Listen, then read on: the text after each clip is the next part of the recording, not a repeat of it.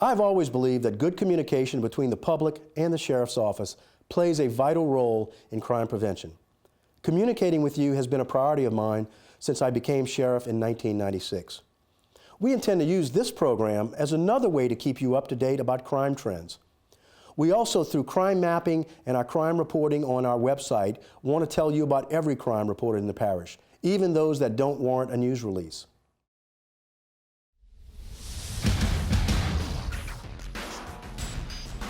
Well, welcome, Sheriff.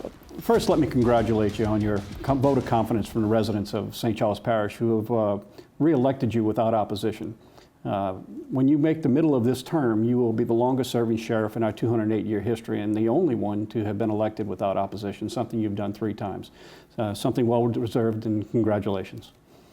Well, thank you, Pat.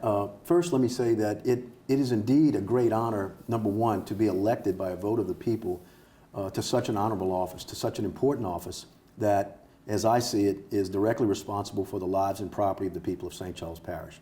To be elected without an opponent is beyond an honor, and I am extremely grateful to the people of St. Charles Parish. And secondly, I'm extremely grateful to all of the men and women of the St. Charles Parish Sheriff's Office, without whose dedicated support every day to performing that mission of protecting the people's lives and property, I wouldn't be in this position. So I give the credit to them. I am hopeful that I am able to provide them the tools that they need to be successful, the motivation, the equipment, and the training that will allow them to do a great job for the people of St. Charles Parish. So I am extremely grateful and thankful to everyone. It is a great honor. Thank you. Sheriff, September 22nd, 2015 marked a new chapter in the St. Charles Parish Sheriff's Office with the dedication of our new St. Charles Parish Sheriff's Office training and special services building. Later in this program, we're going to give a little bit more information about the program, but can you just share with us how you see this new building adding to the value of the department? Yes, I do. As most of you may remember, and you may recall, Pat, this is really the 3rd major construction project, facility project that has been undertaken during my tenure in office. And I can honestly tell you that the vision of a training center was really my most important vision. However, we had to take care of the basics first. We had to have a jail to keep inmates that violate the law locked up. Number 2, we had to have a headquarters. We had to have an office to conduct our basic operations. With that being done now, training, which I believe, as you well know, is the cornerstone of any successful agency. Training is the equivalent of education, and education is the key to success, not only in law enforcement, but in most other fields. So I am extremely excited about the opening of our new training center. You know, our police academy is one of only 12 regional police academies in the state of Louisiana. And by regional police academy, what I mean is we train not only deputies of the St. Charles Parish Sheriff's Office, but also police officers and agents of surrounding agencies, including some state and university agencies. So we're not only are we training our own people, but we're now able to participate in the training of law enforcement officers in the metropolitan area and throughout the state. So education is the key. It can be the difference between life and death. It can be the difference between going home at the end of the shift or becoming a face on the memorial wall outside of our headquarters. It is that important. It has always been important to me. Education is the key to success, and we look forward to really rising to a new level with our new training center. And of course, in addition, you have special services there, public information, and the DARE officers. They all finally have a decent office space to be able to work and perform the valuable functions that you do as well. So we don't minimize either of those two, but certainly training is the key to all of our success. Great. It is a very impressive facility. Sheriff, over the summer you were elected first vice president of the National Sheriff's Association, and you're slated to take the presidency in 2016. Can you tell us a little bit about the National Sheriff's Association and what your role is with that organization? Yes, the National Sheriff's Association is actually 75 years old this year. It is an organization that represents the 3,080 sheriffs around the United States of America. And you know, the office of sheriff, as I've come to learn, is one that is rich in history. It is actually, can be argued that the office of sheriff is the oldest elective political office in the United States of America. And the reason I say that is because the office of sheriff actually originated from England, where the king actually had reeves in the various shires or counties. So back in those days, the sheriff originally was known as the shire reeve. And so shire reeve gradually got, as we came to the New World and the colonies, became shortened to sheriff, shire reeve, sheriff. So can be argued that it's literally 1,000 years old, the oldest elective office, and I'm honored to be a part of it. Back to the National Sheriff's Association.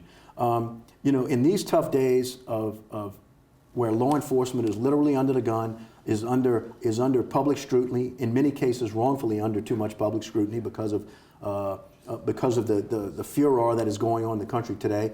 We need a voice. As police officers need a voice, sheriffs need a voice, we all need a voice in law enforcement. And the National Sheriff's Association is stepping up to the plate to advocate on behalf of not only sheriffs but our deputies who go out there and risk their lives every day. I'm proud to be a part of this organization. Being elected first vice president has been actually about a 6-year step. You start, if you choose to run to be an executive officer for Sergeant at Arms, which I did back in 2007, I believe.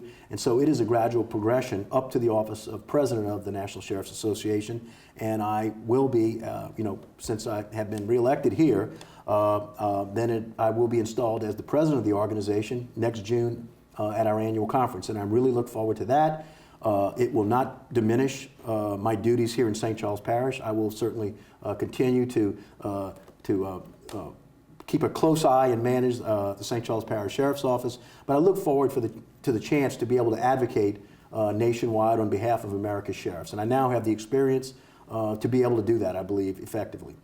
Sheriff, early last month you received an appointment from U.S. Attorney General Loretta Lynch to the National Commission on Forensic Science. In her appointment, Attorney General Lynch stated that she was impressed by your experience, your credentials, and your interest in strengthening the forensic science field.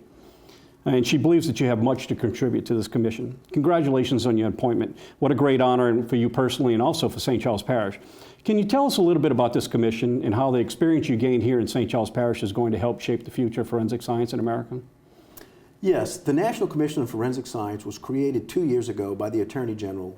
It is a 30-member commission, and the goal is essentially and briefly to strengthen the role of forensic science in the criminal justice system. I was nominated by the National Sheriff's Association really 2 years ago for this position, and a vacancy became available, and so I was selected by the Attorney General. And the reasons I believe that I was selected to this really a brilliant group of people is that I have experience both as chief executive of a law enforcement agency, but in my early 14 years as a prosecutor handling felony and particularly homicide cases which involved the presentation of forensic evidence.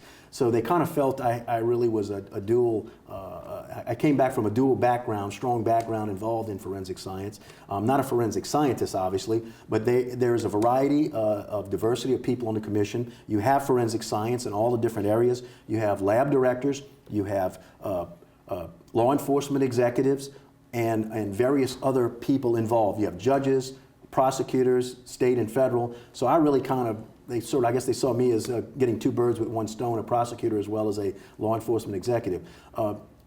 It is exciting to be on this commission. It meets quarterly in Washington, D.C., and so I've attended 1 meeting as a commissioner. I previously attended a meeting as a proxy, and it is both a learning experience as well as an exciting opportunity to really sit and listen to some of the brightest people in the fields of forensic science discuss the future of forensic science. So I'm excited to be a part of this commission.